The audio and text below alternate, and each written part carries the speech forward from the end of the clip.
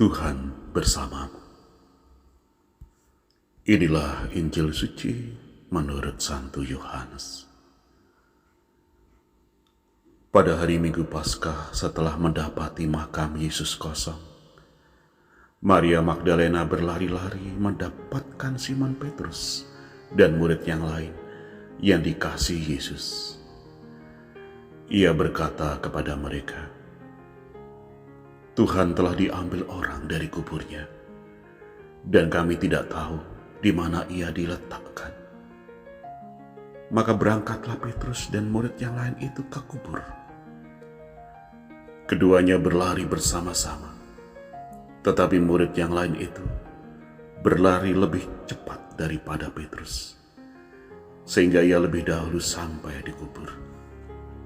Ia menjenguk ke dalam dan melihat kain kafan terletak di tanah, tetapi ia tidak masuk ke dalam.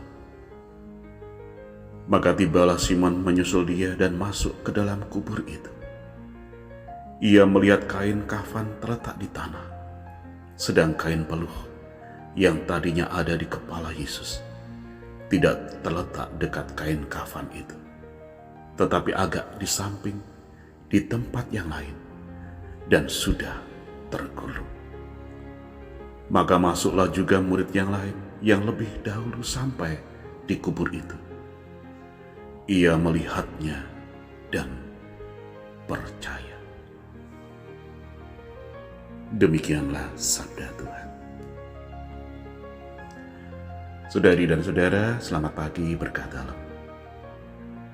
Jika kita melihat Injil Yohanes, kita akan menemukan bagaimana Yohanes berkali-kali menyebut dirinya sebagai murid yang dikasihi Yesus. Keseluruhan hidupnya sebagai murid membuktikan bahwa memang dia mempunyai alasan untuk dikasihi Tuhan. Dialah murid yang kepadanya Bunda Maria diserahkan kepada kita sebagai ibu bagi kita juga. Dialah murid yang berlari lebih cepat, tidak hanya dalam hal berlari. Iman percayanya akan kebangkitan Tuhan melebihi murid yang lain. Karena hanya dengan melihat makam kosong, dia percaya.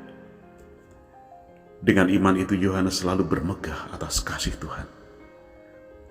Itulah yang dirasakan oleh Yohanes secara pribadi, bahwa Yesus mengasihi dia. Berjalan bersama Yesus membuat Yohanes memahami bahwa setiap detil dari hidup dan karya Yesus adalah kasih. Berjalan bersama Yesus justru membuat Yohanes mengecap kasih Tuhan secara pribadi.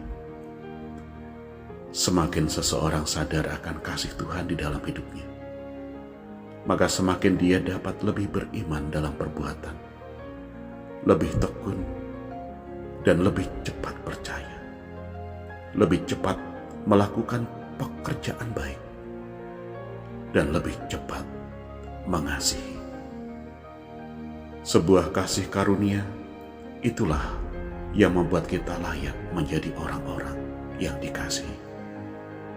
Kasih karunia dari Allah jelas diberikan kepada semua orang tanpa terkecuali, bukan hanya kepada Yohanes.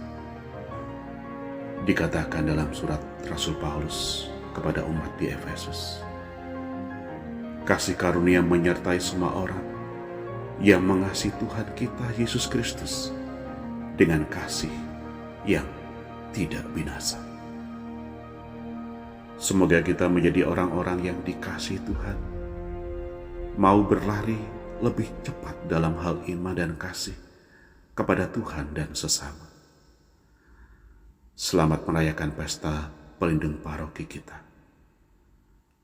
Tuhan memberkati saudari dan saudara.